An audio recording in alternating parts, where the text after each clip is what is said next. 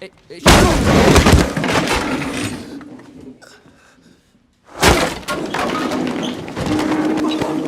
fuck off me, nigga!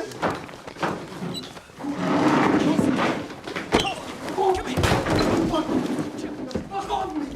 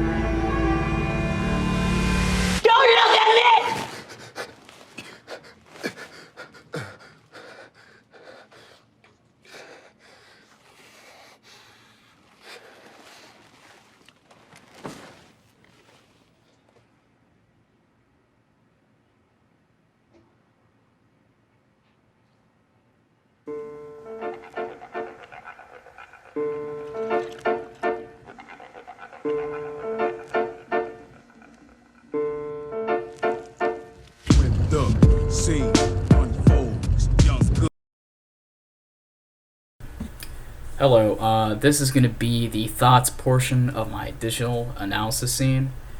Overall, this is what we're going to kind of talk about like what I liked in the scene, exactly why I picked that scene. So to start off with what I really liked about the scene and why I actually really do appreciate the director, Barry Jenkins, I almost said Patty Jenkins, but Barry Jenkins' kind of unique style that he approached with this scene. In the very beginning, it's shot almost like a horror scene, right? We got the eerie music, we got, the low-key lighting, and we as the audience can only imagine what actions that Chiron is about to take on his bullies, because we can make the assumption that he's most likely gonna do something to get some sort of revenge. And as we see in the scene, we do see him end up going back to school and grabbing the chair and smashing him. I think his name was Terrell, I believe. Overall, besides that scene, we then get to the flashback. Actually, before that, I would like to touch on the one that the point where when he's walking out of the school in handcuffs, and then he gets the pretty much his last look to his potential love interest, Kevin. I think that's like kind of a way to foreshadow that they will most likely not see each other again for a very long time, because later in the movie we do find out they haven't talked in 10 years, and it was really only by coincidence that they end up talking to each other. But back to the what I was about to talk about with the flashback is that, much like why I like the beginning of the scene that I picked, it goes back to that idea of like almost a horror film.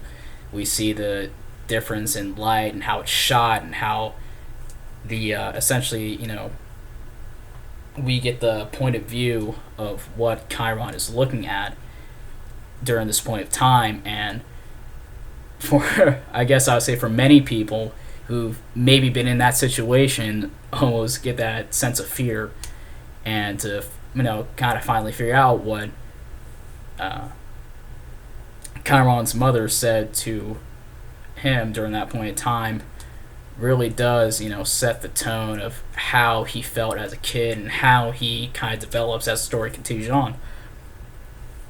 And then, as we see in the scene, we see that he takes a lot from Juan, his father figure, We see him with grills.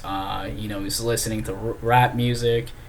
Even later in the film, we kind of see him being more aggressive and more forward, and even more, talkative. Whereas in the beginning of the film, he's, a man of few words, as many people would put it.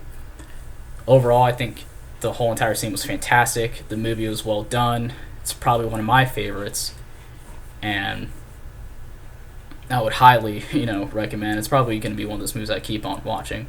Thank you.